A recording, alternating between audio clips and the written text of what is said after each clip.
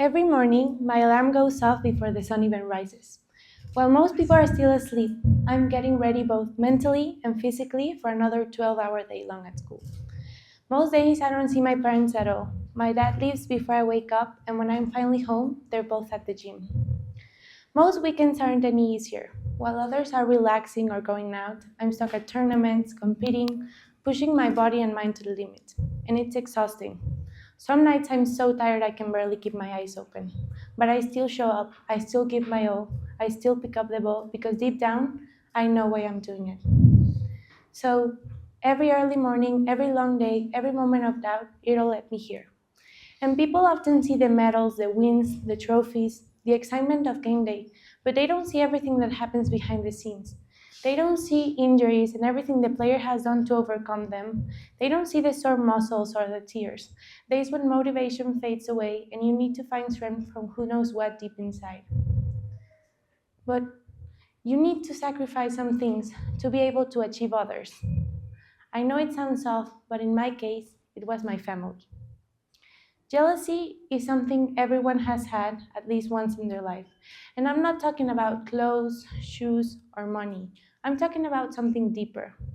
I personally have always been jealous of good father-daughter or mother-daughter relationships. And I'm not saying I have a bad relationship with my parents, not at all. I'm just saying I feel like I have no relationship with them.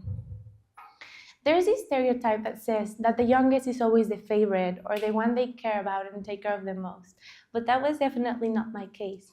Growing up, my sister was always my dad's favorite, and my brother my mom's. So you could say I was just kind of there. Because of that, I started to look for any kind of emotion in other things, like classes, school, and volleyball. Volleyball saved me at that moment, because whenever I was tired, I would go training, or whenever I wasn't training, I would just do other stuff related to volleyball. I was never home, and no one seemed to notice that until recently.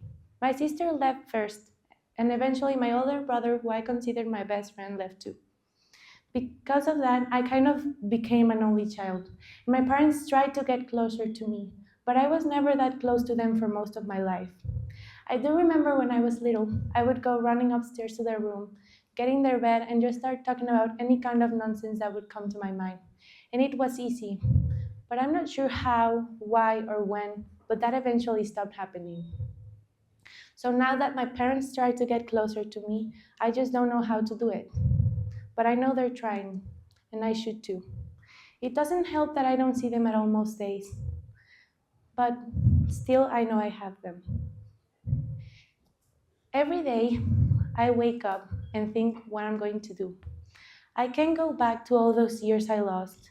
I can take all the nights I spent pretending I wasn't hurt, or days where I'd rather go training over having a quiet breakfast with them.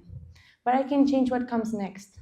I only have 3 years left, 3 years to try, 3 years to learn how to let them in.